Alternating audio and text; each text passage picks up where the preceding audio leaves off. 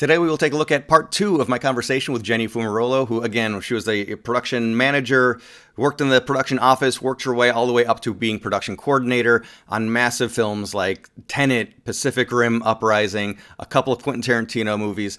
But her real passion is writing, screenwriting, and as much as she is at the top of the game in one aspect of Hollywood, as a writer, she's still starting out. She's still an emerging screenwriter. She has made some great strides. And of course, working on sets, working in film has allowed her a different type of perspective when it comes to telling. She is an emerging screenwriter, but obviously she's not starting at square one here.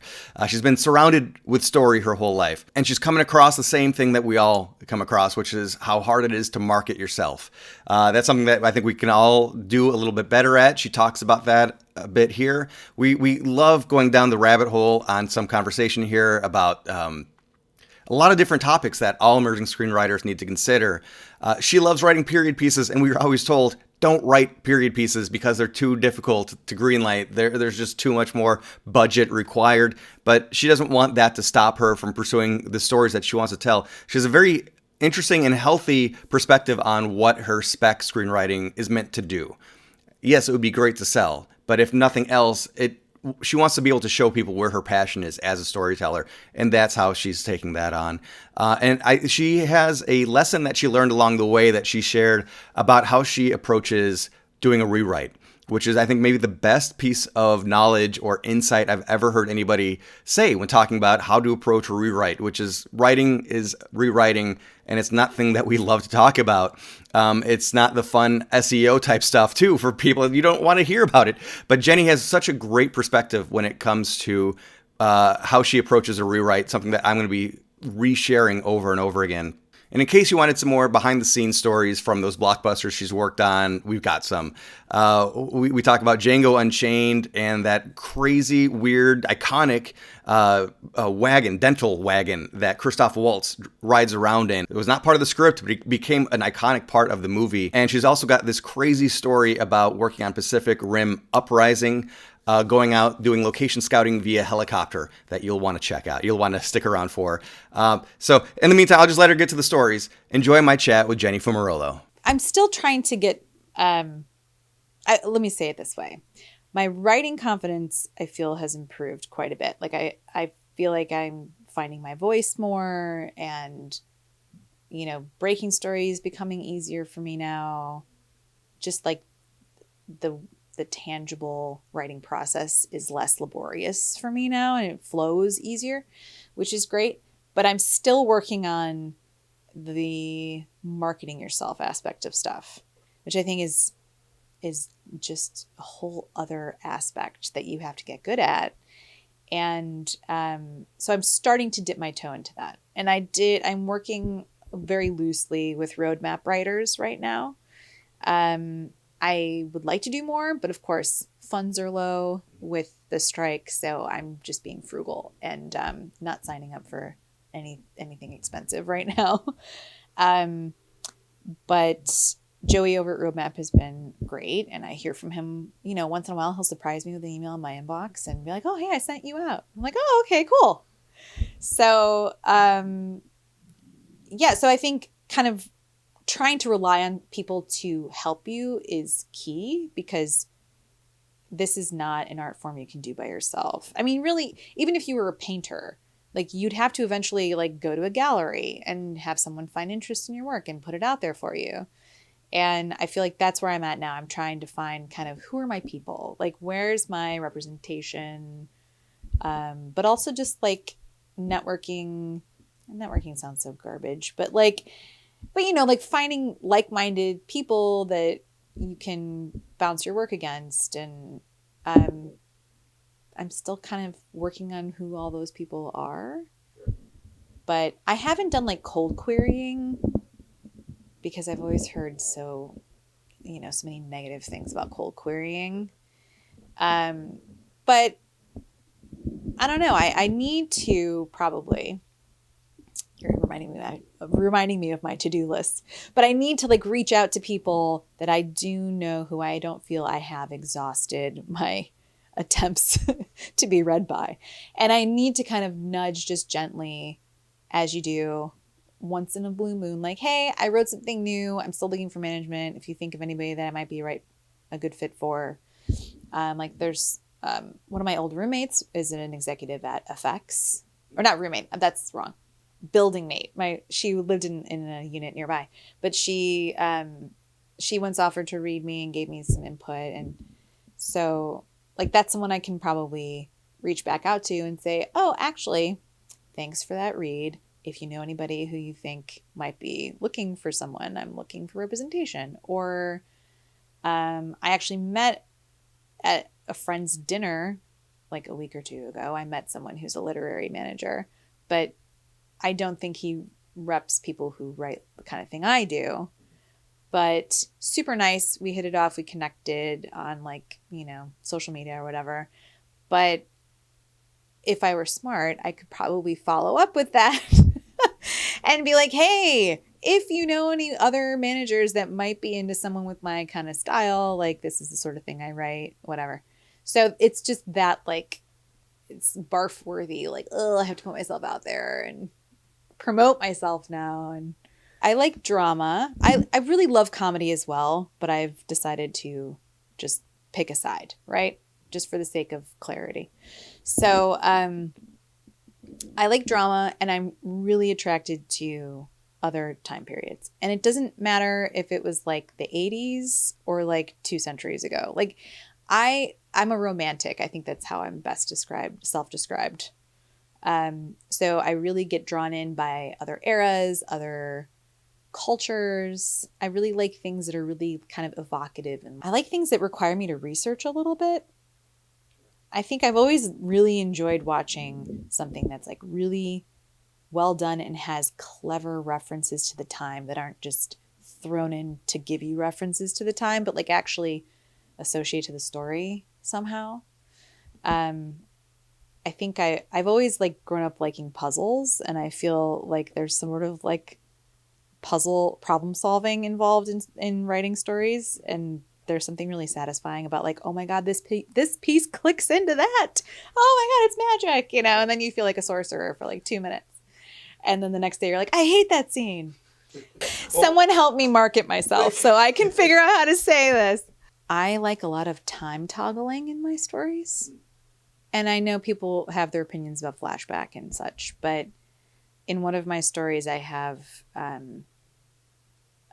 like a psychological thriller where my main character is tortured by her past, and it's kind of, she's sort of remembering what she's been suppressing. So there's a lot of bouncing back to a memory and back to the present and stuff. But what I learned, feels like a tangent, but what I learned in taking a script anatomy class once was like, it's great to have flashbacks, but the flashbacks themselves have to have their own arc and their own story.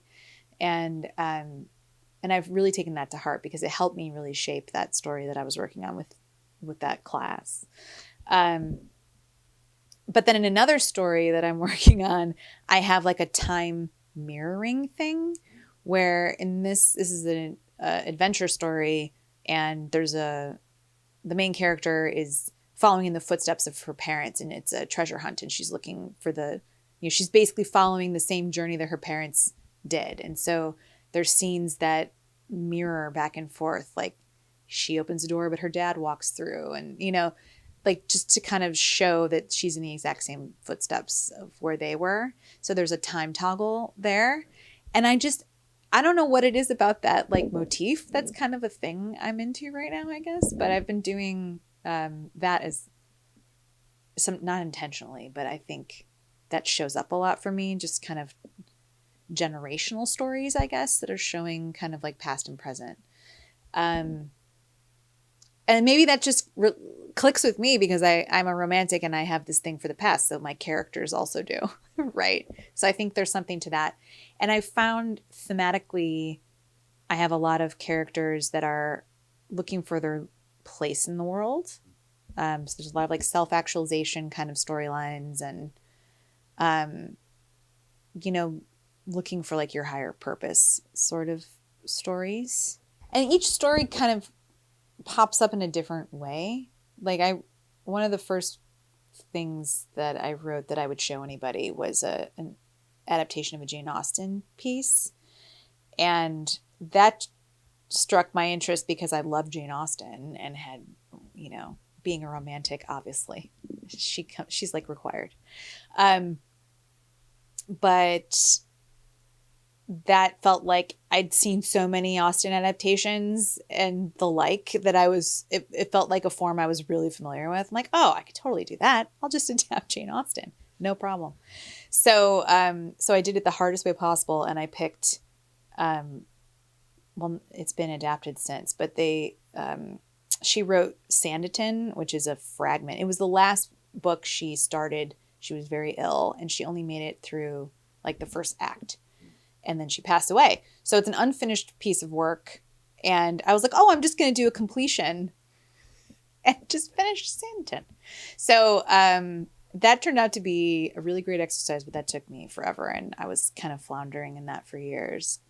I was also like a really young writer, so I didn't know what I was doing. But another piece came to me out of just like place. Like I have a pilot I call Olivia, and that is set in San Francisco around the time of the earthquake in 1906. And that first came to me on a road trip. I went to the San Andreas Fault line and saw this like 16-foot gap where on the fault itself that this fence had split in half. And I remember going, that is insane. Like, you're standing here and you're like, the other half of the fence is way over there. How much force, and that just got me thinking about the era and the time. And I knew I wanted to do something, and I hadn't seen anything done in San Francisco in that era that I could recall. So that kind of sparked, the beginning of that story. And then I dove into like research. I read everything I could find about San Francisco and the earthquake and everything to just figure out like who populated that world at that time and who were these characters. And that was one of the hardest stories for me to break, probably because I didn't come at it with a character or story in mind. I was just like, I knew I wanted time and place. And that just made me lean into the research stuff. I'm getting better at rewriting and finding out what my story is in less a number of drafts, which I think is key to like maturing as a writer, because you can rewrite to like everyone's notes you ever got, right? And it's not your story you're trying to tell. So I think that's something that I've seen improvement in with my process is like, if I give someone my piece to read, I always make sure I've gotten it as far as I can get it at that stage anyway. And I never give anyone a first draft because that's ridiculous. It's never going to be any good, at least a second draft. But I try to approach it with like, I know something isn't clicking, or like I try to guide my reader with like, let me know if this makes sense, or some kind of directive in the notes so it's not just like freewheeling. But I always kind of say like, obviously if anything bumps, let me know or whatever. But I have learned to be judicious about the notes that I'm getting, at least because I'm not getting notes from studio executives. It's not like I have to take all these notes. That's different. If you have like an actor who's like, I really hate this, like you have to take that note. But for me on specs, I've gotten better at saying, okay, what's the through line in these notes? Like I had 3 people read it and they all had an issue with this thing. Okay, I know I have to fix that. But if one person was like, oh, I would have done this differently. Well, maybe that's just like how they would have written that. Maybe that's not what I'm trying to do. So I've gotten better at filtering input, I think, which is a good part of it, because you do have to be your own editor for a while anyway. But I do a lot with outlines, and I do a lot with like cards. I have a huge pegboard up here that I wind up putting all my cards up because I'm kind of a visual learner, and I need to put things up in front of me to see and shuffle cards this way and that way and stuff. So sometimes if I'm really re-breaking, like let's say I wrote a pilot and it's all wrong and I need to totally re-break the story, I have to have cards up on the wall to help me do that. And then before I'm going to write, I need an outline. So sometimes it's just like going card by card and putting that into an outline. But as I do that, I'll get like a line of dialogue, or I'll think of an image that I wanted to use or something. But I need a roadmap for myself.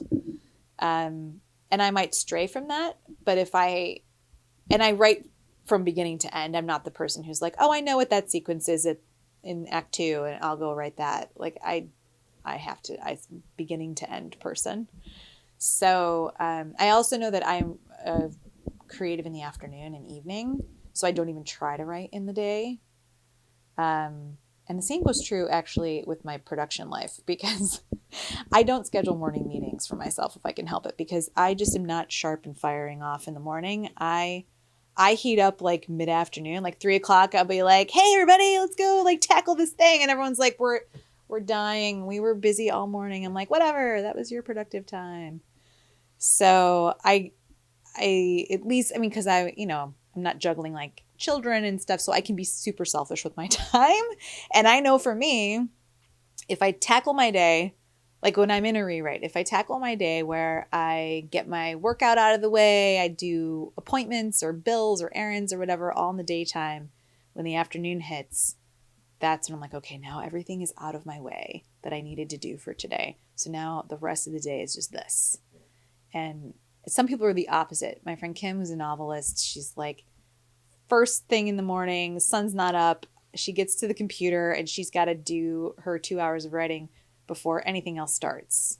So she knows she got that out of the way. But figuring out your creative time is good. Yeah. So that's part of my process. Like I know. And I often like light a candle, or like literally I'll burn sage if I feel like the juju is not happening. Like no qualms. Whatever it takes to kind of get, and something about like smelling like a candle or something aromatic, like incense, whatever I have on hand.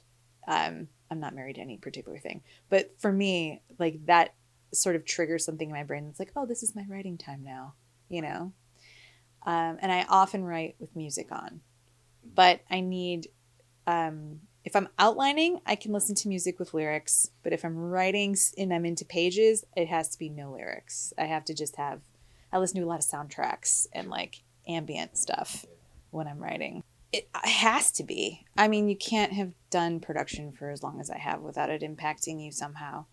I mean, I am cognizant of like, oh, I wrote a scene in this location. Maybe I can go back to that location again. Thinking like, I mean, that's inherently economical for any line producer to be like, yes, let's reuse that set, please. Less company moves, less construction, like less everything. So I think that probably does factor in. But right now I am being a little wild and crazy with my samples, because they are just samples. And I'm not like Olivia, that pilot that I wrote, the San Francisco one, like I do not expect anyone to be like, hey, let's do this incredibly expensive period piece in San Francisco from this writer nobody knows. That's probably not something I'm going to sell right off the bat, but it's like aspirational, perhaps budgetarily, because at least I went in knowing like, this is just going to be a great sample. This is going to exhibit everything that I love watching, and it's not going to be perhaps producible right away, but it'll express my voice and like the kind of thing I would love to maybe get staffed with this as a sample, right, rather than going out to sell it. It just seemed kind of weird because you'll hear conflicting advice, right? Like pick 2 Q&A panels and you will get 2 entirely different answers to this.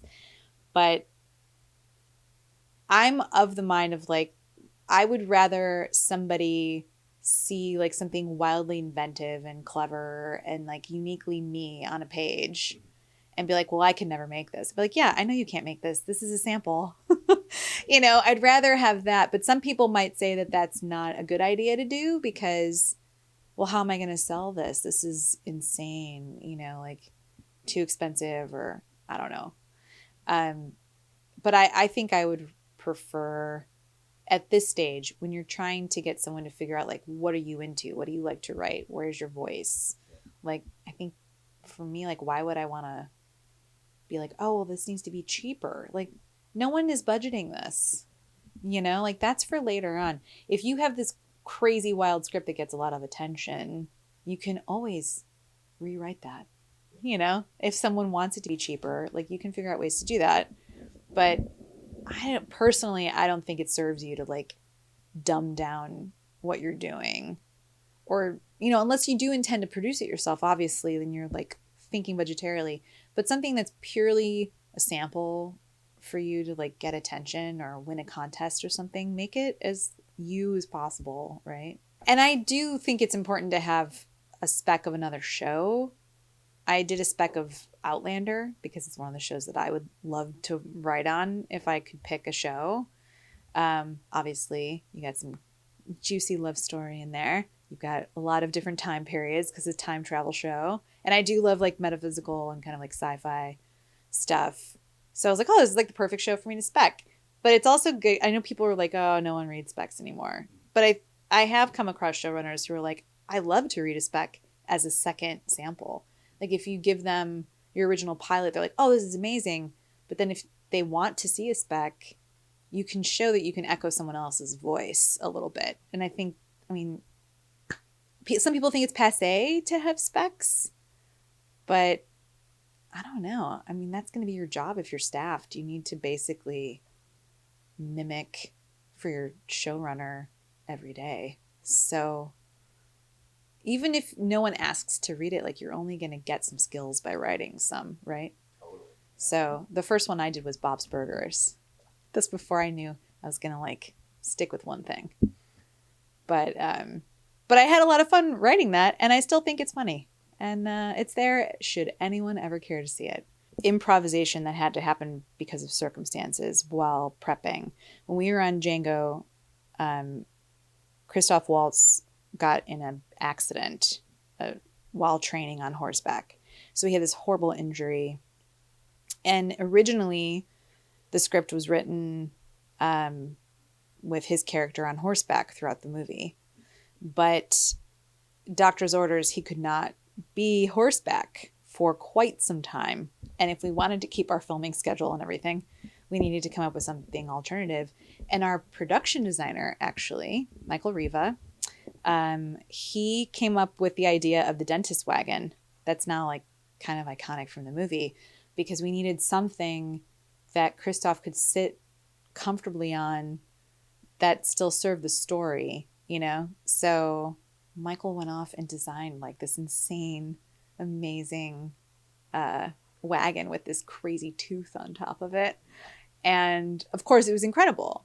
And I'm sure if people just watched the movie and they would think, oh, Tarantino's a genius. Look, he thought of this amazing wagon, which, not to discredit his genius, he's got a lot of it. But that was the production designer who came up with that idea because of necessity. Because it happens all the time, really. And Tarantino's an interesting one to work with because let me say, on most projects, you have weeks and weeks of prep, and then you have like the production meeting. You have this like big meeting where all the department heads are around a table. It takes like the whole day. The AD leads it, and you kind of go scene by scene, and everyone's talking through the schedule, and they raise issues, blah, blah, blah. But Quentin kind of hates the big production meeting, and he instead, at least on our shows, he did a weekly production meeting. So I kind of learned to like love that because we would all sit around the table, and it was smaller because the big production meeting, it tends to be everyone in their second, like their best boy or whatever. And this was just kind of the producers, director, all the different department heads. And we would just go around the room about what was happening like that week, what he learned in rehearsals that's affecting his decisions. And, maybe there's an update on, from locations about something we couldn't get or different challenges. And that was really interesting because you were kind of getting in a room physically together just to like hash out like the newest issues of the week. And it was kind of nice rather than, ordinarily during prep, you're going to have meetings constantly, but it might just be the director with the costume designer or, these two departments are talking. But to get everyone around a table is kind of genius because they might be talking about something that's happening with the location, but then the gaffer might be like, oh, wait a second. And it just sparks everyone to be thinking about the same issues at the same time.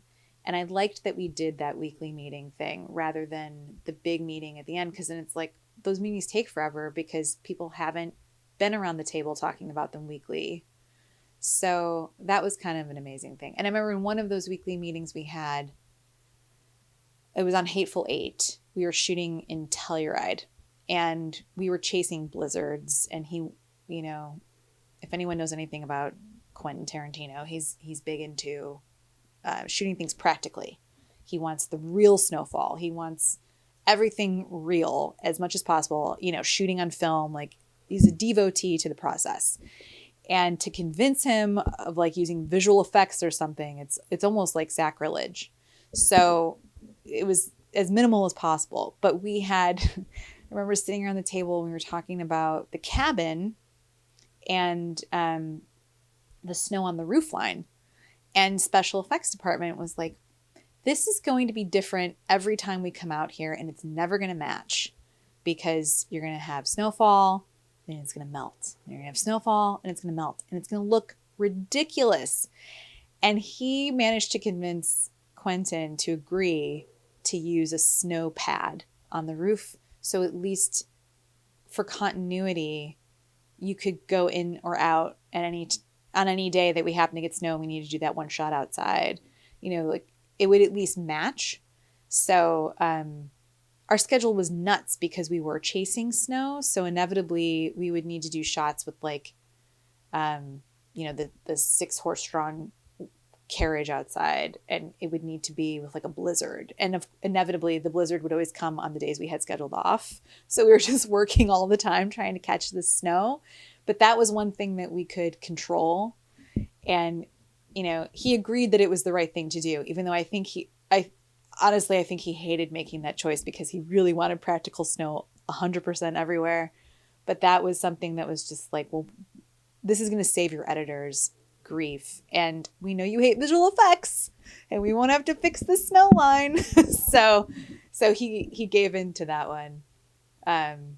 But that's something that they kind of like discovered in those weekly meetings or whatever. Well, he wanted practical breath, you know? Right. This was around the time that Social Network came out and all the CG breath looked terrible. And it was like a huge sticking point that we had to have real cold breath. And to get that, you have to have this perfect combination of temperature and humidity. Yeah. And so everyone was freezing on stage. Oh, yeah. Well, there was. Can you talk anything about that? It kind of breaks my heart a little bit. Yeah. Basically, the props department had borrowed, I want to say it was a Gibson guitar from the Gibson Museum, a historical guitar from the era. And Jennifer Jason Leigh would practice on that to, you know, learn to play. She didn't know how to play guitar, but she was taking lessons and she was learning with that guitar and stuff. And the props department had made a replica that we would use anytime it didn't need to be like a hero shot. And of course, for the smashing.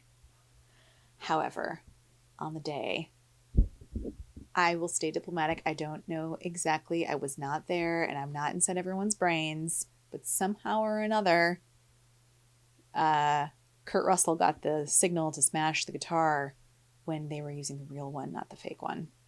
And it's heartbreaking. Because, I mean, it probably wasn't dollar valued to be that crazy expensive of a thing. But it was real. It was the authentic, you know. Anyway, it was just really sad for everybody. Jennifer, her reaction that they caught on camera is her genuine, like, oh my God, that's not the prop. Like, that was her, like, freak out because she knew that they had the real one in that shot and was like, no.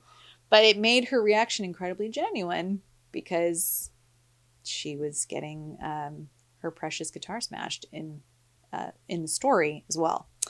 Yeah, it was horrible. So, needless to say, I don't think Gibson probably loan stuff out from their museum to film people that much anymore. But they did, I think, I've been told anyway, that it's mounted like on display as its destroyed version with like some kind of little indicator of like this was used in the filming of blah blah blah. You know, one of the coolest experiences I had was for Pacific Rim Uprising. We were shooting, you know, that was the one in mainland China. But after filming Principal concluded, we had a VFX unit. We had a plate unit that needed to shoot in all these different places. And I got to help put together the plate unit. So I got to travel quite a bit for that. So we went to Iceland and we went to South Korea. They did a unit in Japan, which I didn't get to go to Japan, but I did like help organize it. That was just like a really small, like 2-person crew on a helicopter kind of thing. And then Santa Monica. But when I went, I was the first man on the ground in Iceland, and we were still scouting for locations. And the Icelandic team was like, oh, hey, come on the helicopter with us. And I get really motion sick. So I had like popped a Dramamine or whatever. So I get in the helicopter thinking we're going to have like a nice, gentle helicopter ride. And we were looking for 2 things. We were looking for an ice lake. It's like a lake that was iced over. That's pretty like flat, and like they're going to drive, you know, fly the helicopter low and over that. And they were looking for a very specific type of waterfall that in the movie that like the kaiju was going to like come through the waterfall. So we were going to just hop in the helicopter and look for a few places. And I was like, yeah, of course I'll go. So the second we get over this ice lake, I realized they were going to film it with their cameras like they were like action filming, which is a very different helicopter experience for anyone who gets motion sick. So they went and dropped in low, and I'm like, oh, this is cool, because we were like 4 feet above the ice or something with the skids, just like going like really low. And I look forward and like, that's a mountain, and we were headed like straight for it. And then we get to the end of the lake, and he like pulls up really hard like that, and I thought my brain was coming out the back of my head. It was like, I've never been on board. I've worked with a lot of helicopter units, but I've never been on board the helicopter, and certainly not when they're like doing all the G-force, you know, pull this direction, turn that way. It was like a sharp bank to the left, and I was like, oh my God. I was like, what are we doing? And they didn't warn me that they were going to do that at all. So the Dramamine, thank God it worked. I did not get sick by some miracle, but I thought I was going to die for most of that trip. But we did that more than necessary over a few lakes. And then we, the cool part about it though was going to these incredible parts of Iceland that you can't get to really, and not in the winter anyway. But we flew over these incredible landscapes that just looked so otherworldly, and we like dropped in. There was this area where there was like a sort of a river flowing from a waterfall that was in this sort of like bowl, kind of like deep impression into the landscape. And you can't really get to that unless you do some insane like long hike in the summertime, or you helicopter in. So we flew in and then just like dropped down into this bowl, and it was all snow around. And I have this amazing photograph because like the helicopter was bright red, and there's this amazing like waterfall behind us. And we had a chance to get out of the helicopter and like walk around for a minute. And we're thinking like, I'm being paid to be here today. Like, this is crazy. This is my office today. Like, how nuts. So that was a really cool experience. And we just did like plate shooting there. In South Korea, we were shooting in Seoul. And then we also were in Busan, which is, I want to say, in the south. And we were shooting on top of like the helicopter pad, like on top of this tower. So some of the places I've gotten to go are just amazing. Not really. I just like to see if it does well, you know? I mean, I'm not in a position where I get like residuals, so I'm not going to benefit from a success or not. But I've worked on some really successful ones and some that just tanked really hard. So you never know. But yeah, there is a lot of creativity that gets involved just in the problem solving side of things. Like on Skull Island, we were shooting in Vietnam, and at that point, no one had shot in Vietnam for like several decades or something. And there was a lot of enthusiasm for us to be there. So like we got involvement from the local government, and it's a communist country, so there's a lot of interesting elements to deal with there, with the government and with visas, and just watching the pennies, because people in communist societies tend to like skim from wherever they can get it. So you're policing the legitimacy of payments like all the time and stuff like that. So there's like that element of things. Like we were shooting in this really remote kind of rural town. It's called Fonya, and that's known for caving, like sort of ecotourism and stuff. But there were all these tiny little hotels that had like 6 rooms in this one and 12 in that one, and we had to put up the whole crew in this town. And there's dirt roads and like water buffalo walking up and down the street. It's really, really remote. And we had to outfit just the hotel rooms. Like these are things you don't think about, but like we had to bring in towels, and like we made toiletry kits that we put in the rooms and stuff. We did whatever we could to try to make it inviting and comfortable for our largely Australian crew that was coming in. And that took so much organizing and so much work just from the production department to pull off and to like house everyone in probably 25 different properties was crazy. And nearly everybody was fine with it. There's like the one guy, that like can't stand being there, but most everybody rolled with it. And it was definitely not a 5-star hotel experience, but yeah, it was a little bit nuts. Just thinking back on how we managed to get all of that organized, and we had to move around the country quite a bit. So I had this crazy spreadsheet of like who was going to be in what town on what day, and prepping this. Then we're moving here, and then we're chartering a plane, and we're flying to this part of the country. We got to get on boats, and we're going to this location, and I mean, it was bonkers. High school stage manager Jenny might have said, "Focus on your writing earlier." I don't think high school Jenny could have foreseen any of these adventures or misadventures, probably. It's kind of funny because I think there's like bliss and ignorance a little bit. Like going back to college when I got my first real job in the business, I had like the ignorance, but also kind of the audacity to just be like, well, I'm just going to get a job on a movie. Like it just seemed like, well, this is what's going to happen now. And maybe that's like manifestation or something, or like law of attraction. But I just kind of refused to see why that would be a crazy proposition, and was just like, well, I'm just going to try to do this thing. So I wish I could get some of that back. I want some of that young naivete back a little bit. It's useful, I think, sometimes, right? Because you don't see the barriers always that are, manufactured or not, but I think as we get older, we tell ourselves like, oh, I couldn't possibly do X, Y, Z. But the younger version of you might be like, yeah, you can. Why not? And you don't really know like what opportunity is going to lead to something. Right.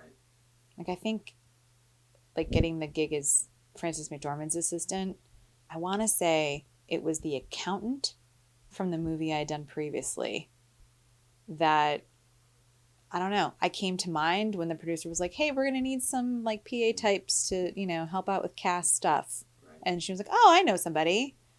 And, when I got that call, I remember being like, who recommended me? Oh my God, that's amazing. I totally forgot. I wouldn't have thought, that person would have thought of me or something. But you just never know, like, who's going to think of you and throw you a line for an opportunity somewhere. Sure. There's a little kismet involved, I think. Right. I've realized for myself, my own process anyway, to not approach a rewrite like this one's going to be the last one, because it's almost always never going to be the last rewrite you have to do. But it also puts too much pressure for me to be like, oh, I have to fix everything in this next draft. But if I'm like, I just need to figure out the antagonist storyline, or focus on like one thing, like this pass, I'm just going to do emotional arcs and make sure that this person's voice is consistent throughout or something. Like taking smaller chunks of the work in each pass seems to make it more tangible for me to get through the pass. And also like it's more focused.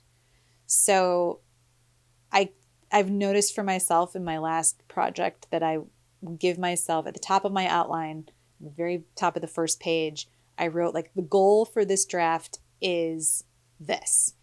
And I could even slap it up on the board or something, because you can get in the weeds, obviously, like you should, or you're probably not really writing, but like you're going to get mixed up, right? So I give myself kind of a guiding light, like, no. Don't focus on that conversation over there. That's not part of this draft. You're just focusing on this one task at hand. And then the next pass, you can see what's the big thing I need to address. And eventually you get yourself to just a polish. Like, okay, I think it's good.